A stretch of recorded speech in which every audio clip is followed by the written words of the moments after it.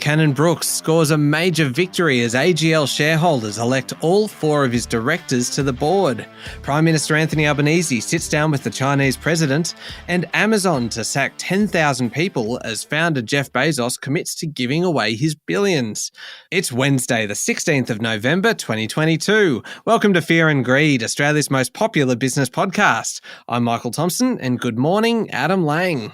Good morning, Michael. Now, can I kick off with an apology? Yes, it's almost my favourite way to start. The T-shirt you wore on the Instagram machine yesterday was outstanding.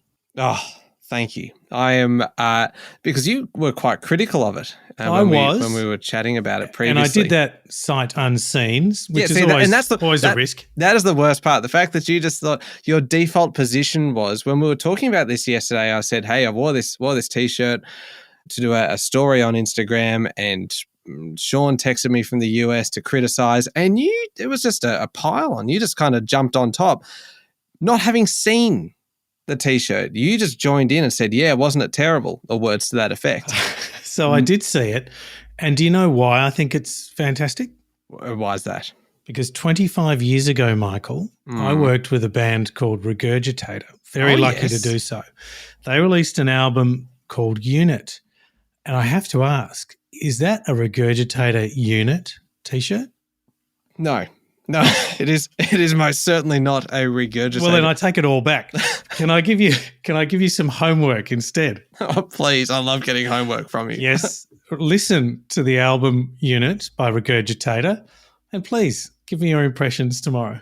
Well, okay, I will do that. I will give you some homework in a second as well, but I will also just give a very quick shout out to a listener, Mason, who contacted us through Instagram, through our Instagram account, which is at Fear and Greed Podcast.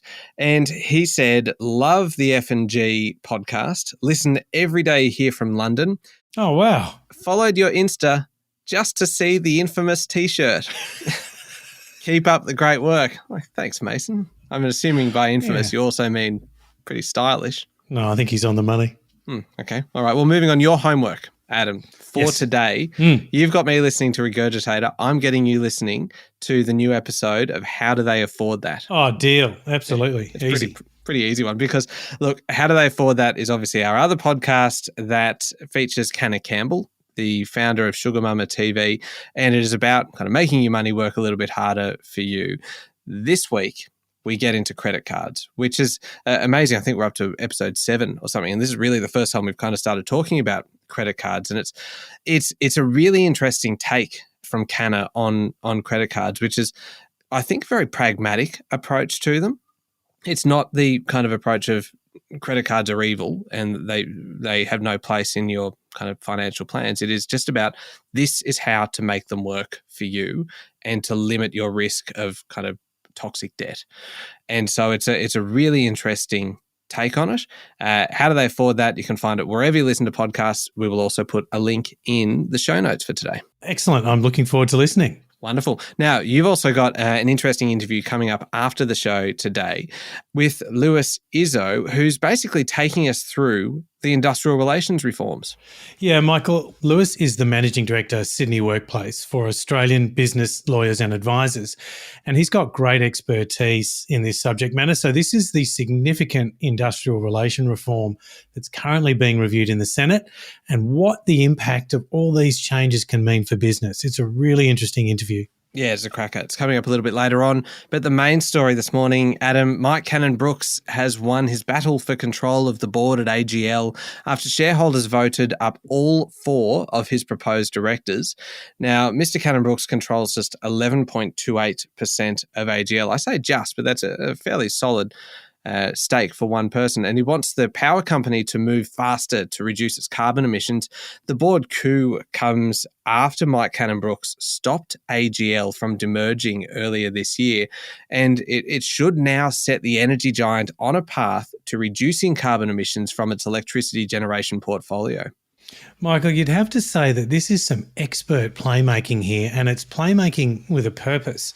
Mike Cannon Brookes, who made his money from his stake in tech company Atlassian, joined with Canadian company Brookfield Asset Management to bid for AGL earlier this year. Now, he didn't succeed in buying the whole company with Brookfield, but he did buy a shareholding, as you said, of 11.28%. Now, using that shareholding, he's gained control of the AGL board, and that is quite a coup. It's being celebrated as history making because it's the first time shareholders have rolled a board over a climate risk.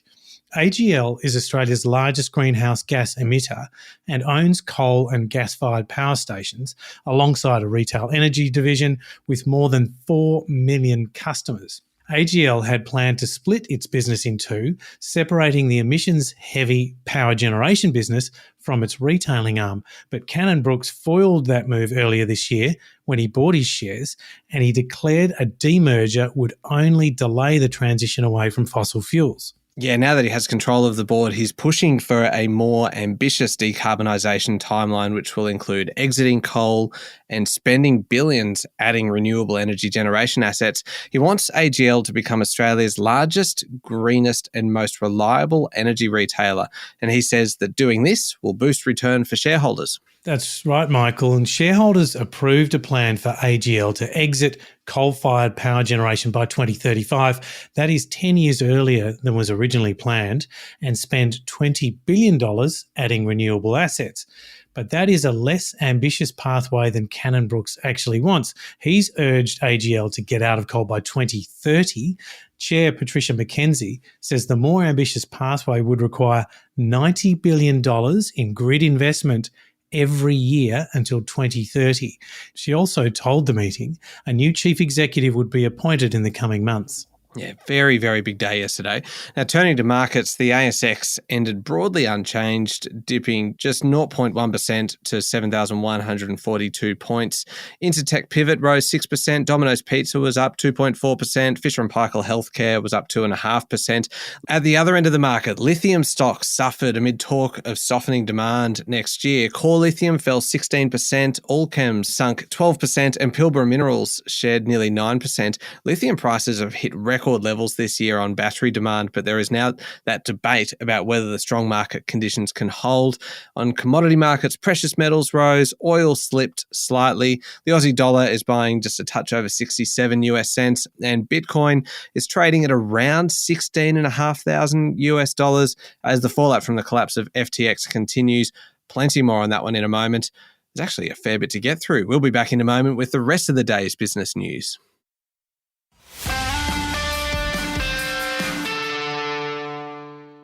Adam, it has been a big 24 hours in international relations. Prime Minister Anthony Albanese has met with Chinese President Xi Jinping at the G20 summit in Indonesia.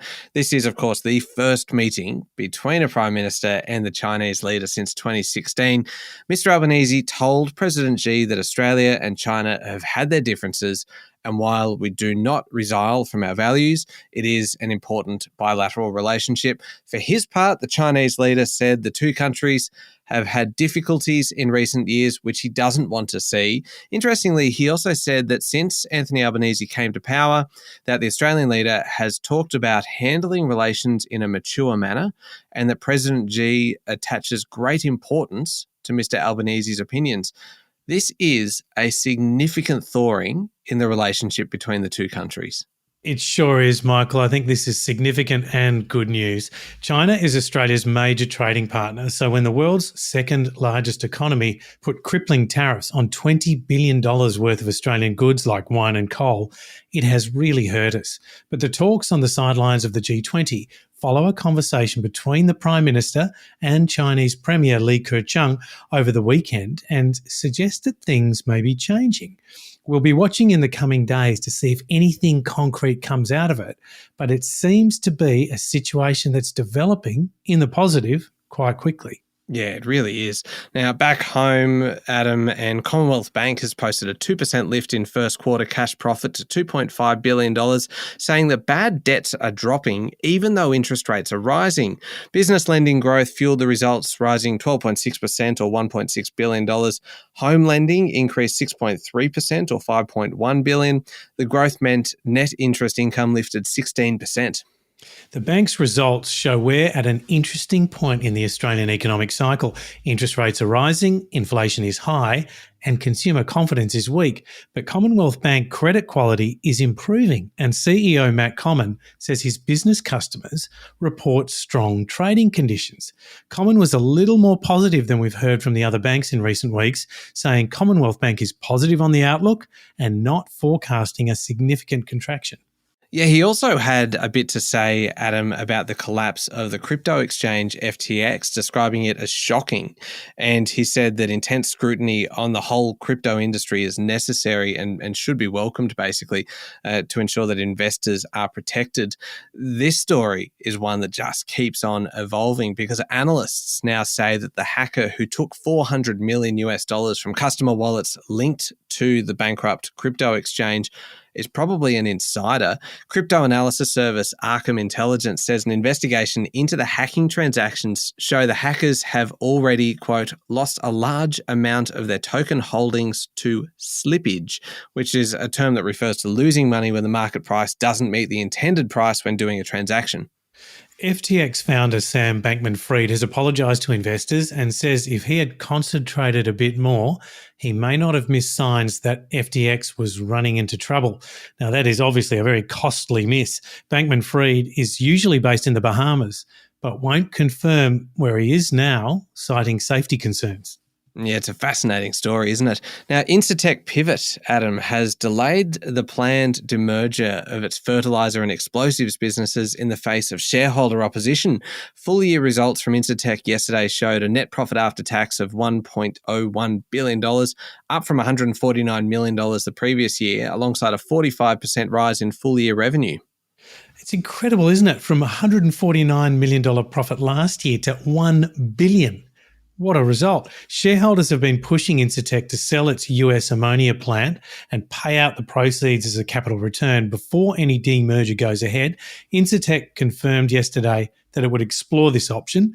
It's the second time in 3 years that Incitec has retreated from plans to demerge its operations. Yeah, and this is an interesting one too, Adam. Life360 yesterday posted its largest ever quarterly growth in active users, adding 5 million accounts, which is up 39% year on year. The San Francisco-based but ASX-listed tech company posted revenue growth of 92%.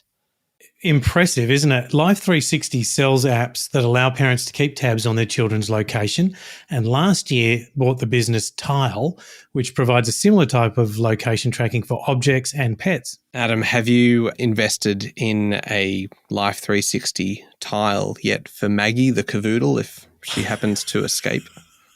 I didn't even know I could, Michael. I might have to have a look at it. You are rushing out now. Before you even kind of go and listen to how do they afford that, you will be on there furiously buying everything you possibly can to make sure. Christmas present for Maggie.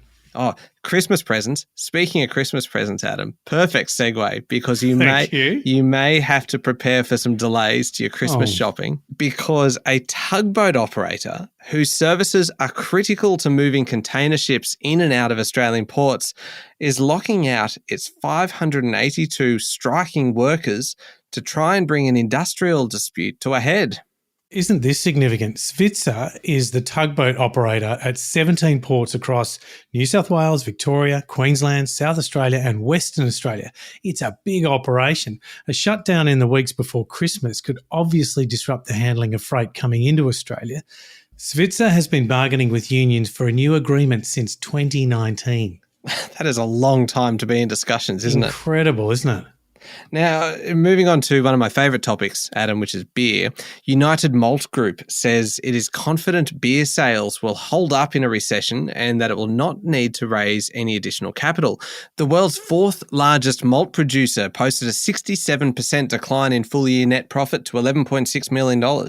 That's right, Michael. United Malted supplies the beer and whiskey industry and has had some troubles with barley supply this year. But it says that's over, and now the main risk is what happens to the demand for beer in 2023.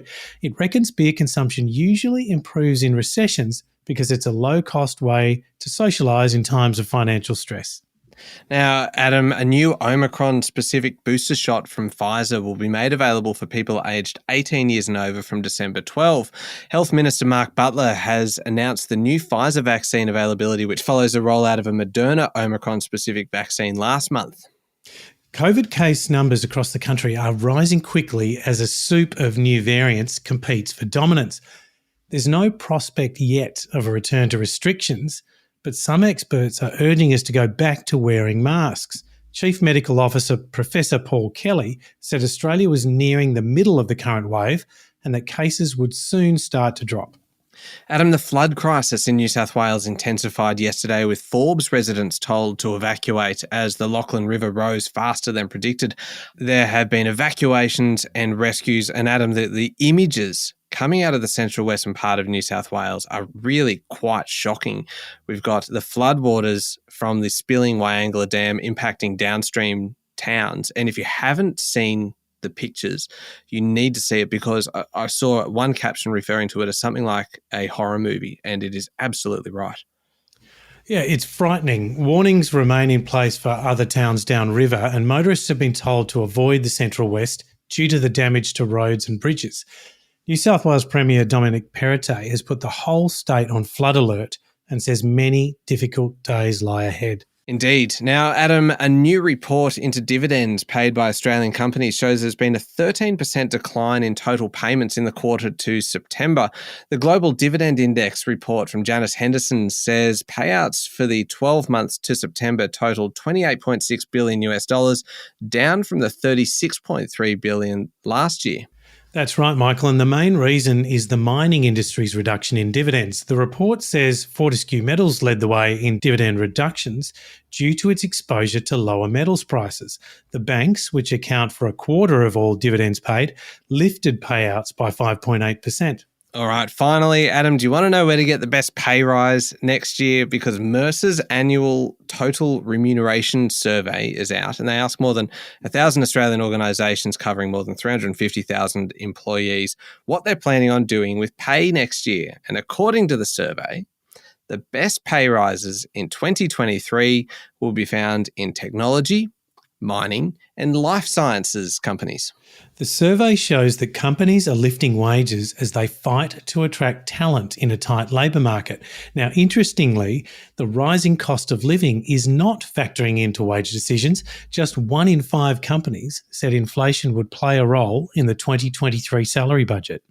Okay, moving on to overseas news. Now, I mentioned the G20 summit in Bali earlier. It kicked off with a warning from the Indonesian president that we should not divide the world into parts over the war in Ukraine and must not allow the world to fall into another Cold War. Ukrainian President Volodymyr Zelensky has also spoken at the summit. He joined by video link, declaring that he will not concede an inch of territory to Russia in any peace talks and warning that Vladimir Putin would deceive world leaders. That's right, Michael. And at the same G20 summit, US President Joe Biden met China President Xi Jinping in an optimistic meeting, after which Biden declared there need not be a new Cold War. The meeting signals a renewed willingness to engage between the two countries. Biden said the US and China would compete vigorously, but we're not looking for conflict. How about this one, Adam? Amazon is joining the ranks of tech companies cutting costs, preparing to lay off 10,000 workers. Reports are that Amazon's layoffs can start as soon as this week and are targeted at its devices business, which includes Alexa. The devices unit loses US $5 billion a year, apparently. The staff cuts represent less than 1% of Amazon's global workforce, which actually exceeds 1.5 million people. It's been a tough few weeks for tech companies, as we know. Meta Platforms is cutting 11,000 workers, and Twitter slashed staff by half last week. Amazon's layoffs come as founder Jeff Bezos unveils plans to give away the bulk of his $120 billion fortune to charity during his lifetime. That is pretty extraordinary. It'll be an amazing list of recipients that benefit from that. Yeah, it certainly would be. Now, we talk about Warren Buffett, the legendary investor, and it's always interesting to see what he is doing with his money. His company, Berkshire Hathaway, has bought $9 billion worth of stock in the third quarter, including buying positions for the first time in Taiwan semiconductor manufacturing. Overall, Mr. Buffett has spent $66 billion buying stocks in the first 9 months of the year. That's more than 13 times the amount that he spent in the same period last year. This is really interesting to watch as Warren Buffett pushes his billions around the commercial globe. Warren Buffett has a famous saying, be greedy when others are fearful and fearful when others are greedy. Right now, we're seeing him greedy. Like all American institutional investors, Berkshire has to reveal its holdings at the end of each quarter. During the quarter, Buffett also added stocks in energy, building materials, and banks. His purchase of US $5 billion worth of Taiwan semiconductor manufacturing comes despite tensions with China over Taiwan. The Taiwanese company is one of the world's biggest semiconductor manufacturers and is the exclusive supplier of Apple's custom silicon chips.